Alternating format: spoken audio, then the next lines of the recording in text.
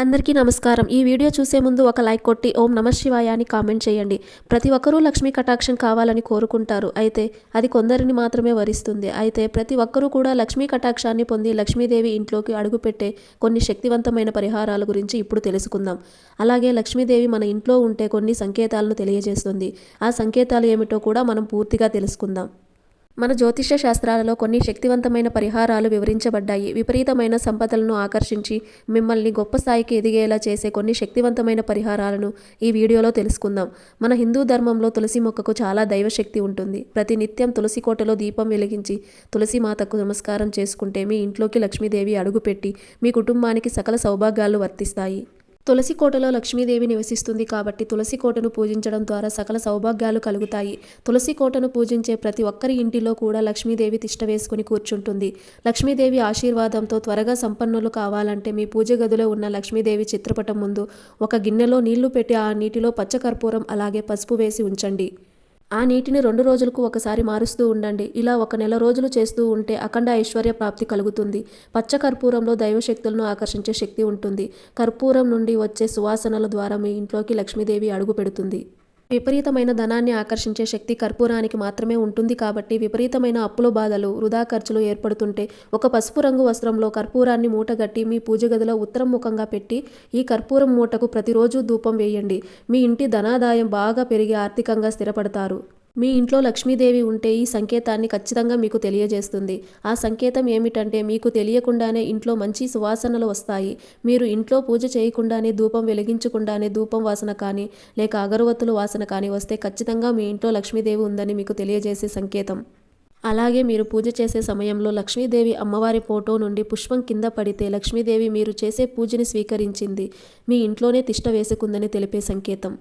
ఉదయాన్నే పాలు పొంగితే అది అదృష్టంగా భావించాలి, లక్ష్మీదేవి ఇంట్లోనే ఉంది అని తెలిపే సంకేతం కాబట్టి ఈ సంకేతాలు కనుక మీకు అనిపిస్తే ఖచ్చితంగా లక్ష్మీదేవి ఇంట్లో ఉందని తెలియజేసే సంకేతాలు. ఏ జన్మలో చేసిన పాపము ఈ జన్మలో అనుభవిస్తున్నామని ప్రతి ఒక్కరూ అనుకుంటారు. అయితే జన్మజన్మల పాపాలన్నీ తొలగిపోయి జన్మజన్మల అదృష్టం కలగాలంటే ఒక శక్తివంతమైన పరిహారం ఉంది. ఆ పరిహారం ఏమిటంటే యాలకుల మాల అంటే వెంకటేశ్వర స్వామికి చాలా ఇష్టమైనది కాబట్టి ఏదైనా ఒక శనివారం నాడు 27 యాలకలను ఒక దారానికి గుర్చి వెంకటేశ్వర స్వామి చిత్రపటానికి వేసి ఓం నమో నారాయణ అనే మంత్రాన్ని చదవండి. ఈ శక్తివంతమైన పరిహారాన్ని చేస్తే వెంకటేశ్వర స్వామి అనుగ్రహం క్షణాల్లో కలుగుతుంది. పాపకర్మలన్నీ తొలగిపోయి జన్మజన్మల అదృష్టం కలుగుతుంది. ఇక వివాహ ప్రయత్నాలు చేసేవారు ప్రతిరోజు తులసి మొక్కకు నీళ్లు పోసి తులసి కోటను ప్రదక్షిణాలు చేయండి.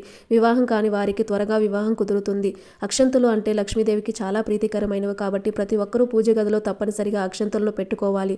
అయితే అక్షంతలను కలిపేటప్పుడు బియ్యంలో పసుపు అలాగే ఆవు నెయ్యి కలిపి అక్షంతలను కలుపుకోవాలి. ప్రతిరోజు ఉదయం స్నానం చేసిన తర్వాత ఓం శ్రీ మహాలక్ష్మీదేవియే నమః అనే మంత్రాన్ని చదువుతూ చిత్రపటం పైన అక్షంతలు వేయండి. ఇలా ప్రతిరోజు చేస్తూ ఉంటే లక్ష్మీదేవి ఎంతో సంతోషించి మీ ఇంట్లో కనకవర్షంతో నింపేస్తుంది. ఇక వివాహమైన ఆడవారు తమ చేతి అచ్చులను మీ ఇంటికి గోడ బయట అంటించండి. 2 అరచేతులకు పసుపు రాసుకుని మీ చేతి అచ్చు ముద్రలు ఇంటి గోడ బయట అంటించండి. ఇలా చేయడం వల్ల మీ ఇంట్లోకి దుష్టశక్తులు ప్రవేశించకుండా మీ ఇంట్లోకి లక్ష్మీదేవి అడుగు పెడుతుంది.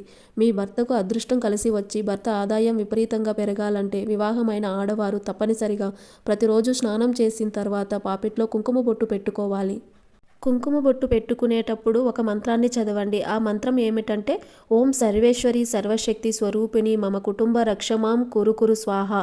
ఈ మంత్రాన్ని చదువుతూ కుంకుమ బొట్టు పెట్టుకుంటే మీ భర్తకి విపరీతమైన అదృష్టం కలిసి వచ్చి మీ భర్త సంపద బాగా పెరిగిపోతుంది.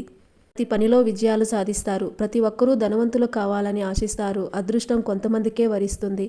లక్ష్మీదేవి ఆశీర్వాదం మీరు త్వరగా కోటీశ్వరులు అవ్వాలంటే ఒక చిన్న వెండి నాణ్యాన్ని మీ పూజ గదిలో పెట్టుకోండి. పూజ గదిలో వెండి నాణాన్ని పెట్టుకుంటే లక్ష్మీ కటాక్షం సంపూర్ణంగా కలుగుతుంది. మీ ఇల్లంతా ఐశ్వర్యంతో నిండిపోతుంది. అలాగే మీ ఇంటికి వాస్తు దోషం ఉంటే మీ ఇంట్లో అనవసర ఖర్చులు ఏర్పడతాయి. కుటుంబంలో సుఖశాంతులు లోపిస్తాయి. కాబట్టి మీ పూజ గదిలో నెమలి పింఛని పెట్టుకోండి. మీ ఇంటికి ఉన్న వాస్తు దోషాలు తొలగిపోయి మీ కుటుంబంలో సుఖ సంతోషాలు ఏర్పడతాయి. దానిమ్మ చెట్టులో లక్ష్మీదేవి నివాసం ఉంటుందట కాబట్టి మీ ఇంట్లో డబ్బు నిలకడగా లేకపోతే దానిమ్మ చెట్టు కింద దీపం వెలిగించండి. లక్ష్మీ కటాక్షంతో మీ ఇంట్లోకి ధనం రావడం ప్రారంభమవుతుంది. అనవసరపు ఖర్చులు తగ్గుతాయి. ఇక ప్రతి ఒక్కరి ఇంటి ముందు తప్పనిసరిగా శంకుపూలు మొక్క ఉండాల్సిందే. ఎందుకంటే శంకుపూలు శ్రీ మహావిష్ణువుకు అలాగే లక్ష్మీదేవికి ప్రీతికరమైనవి. ఏ ఇంటి ముందు అయితే శంకుపూల మొక్క ఉంటుందో ఆ ఇంటిపై లక్ష్మీనారాయణ అనుగ్రహం వెల్లవేళలా ఉంటుంది. ఇక వాస్తు ప్రకారం మన ఇంట్లో ఉండే చీపురు విషయంలో కొన్ని జాగ్రత్తలు తీసుకోవాలి. పడమర దిక్కులో చీపురు పెట్టుకుంటే మీ ఇంటికి శుభ ఫలితాలు కలుగుతాయి. అయితే చీపురును ఎట్టి పరిస్థితుల్లోనూ మంచం కింద ఉంచకూడదు. చీపురుతో ఇంటిని ఊడ్చిన తర్వాత చెత్తను ఎత్తేటప్పుడు ఈశాన్యం వైపుకు చెత్తను పోగు చేయకూడదు. ఈశాన్యం వైపు చెత్తను పోగు చేస్తే ఆ గృహంలో సంపద నిలవదు. ఇక మీ పూజ గదిలో ఎట్టి పరిస్థితుల్లోనూ వినాయకుని చిత్రపటాలు 1 కంటే ఎక్కువ ఉండకూడదు. దీనివల్ల శుభకార్యాల్లో ఆటంకాలు ఏర్పడతాయి. బీరువాను లక్ష్మీ రూపంగా భావిస్తాము కాబట్టి లక్ష్మీ స్వరూపమైన బీరువాకు పొరపాటున మన కాళ్ళు తగిలితే దరిద్రం చుట్టుకుంటుంది, ఇంట్లో పేదరికం ఏర్పడుతుంది. అలాగే స్నానం చేయకుండా బీరువాను ముట్టుకోకూడదు, లేదంటే ధన నష్టం ఏర్పడుతుంది. శివాలయంలో ఉన్న నవగ్రహాలకు 9 ప్రదక్షిణాలు చేస్తే జాతక దోషాలన్నీ వెంటనే తొలగిపోతాయి. కాబట్టి జాతక దోషాలతో బాధపడేవారు నవగ్రహాలకు ప్రదక్షిణాలు చేయండి. మీ ఇంటికి ఎవరైనా ముత్తైదువులు వచ్చినప్పుడు వారికి తప్పనిసరిగా కుంకుమ బొట్టు పెట్టి తాంబూలం ఇచ్చి సత్కరించాలి. ఇలా చేయడం వల్ల లక్ష్మీ కటాక్షం మీ ఇంటిపై ఎల్లవేళలా ఉంటుంది. ఇక తెల్లవారుజామున బ్రహ్మముహూర్తంలో చేసే పూజలకు రెట్టింపు పుణ్య ఫలితం లభిస్తుంది. తెల్లవారుజామున 4:30 నుండి 5 గంటల మధ్యలో పూజ చేస్తే మీ పూజకు దేవుని ఆశీర్వాదం ఖచ్చితంగా కలుగుతుంది. సంతానం కోసం ఎదురు చూసే దంపతులు గోపాల సహస్రనామ స్తోత్రాన్ని చదవండి. ఈ స్తోత్రాన్ని చదివితే సంతానం లేని వారికి సంతాన ప్రాప్తి కలుగుతుంది. ఇక కోర్టు సమస్యలతో బాధపడేవారు సుందరకాండము చదవండి. కోర్టు వ్యవహారాల్లో విజయాలు సాధిస్తారు. దీర్ఘకాలిక అనారోగ్య సమస్యలతో బాధపడేవారు దుర్గా సప్తశతిని చదవండి. మంచి ఆరోగ్యం లభిస్తుంది. హనుమాన్ చాలీసాకు చాలా శక్తి ఉంటుంది కాబట్టి ప్రతిరోజు ఉదయం స్నానం చేసిన తర్వాత హనుమాన్ చాలీసాను చదవండి. పాపకర్మలన్నీ తొలగిపోయి అదృష్టం, ఐశ్వర్యం కలిసి వస్తుంది. ఇలాంటి చిన్న చిన్న నియమాలను పాటించడం ద్వారా అష్టైశ్వర్యాలను, లక్ష్మీదేవి ఆశీర్వాదాన్ని సులభంగా పొందవచ్చు. ఈ వీడియో మీకు నచ్చినట్లయితే ఒక లైక్ కొట్టి ఇలాంటి ఎన్నో వీడియోలు మీరు పొందాలి అనుకుంటే సబ్స్క్రైబ్ చేయడం మాత్రం అస్సలు మర్చిపోకండి. ఓం నమః శివాయ.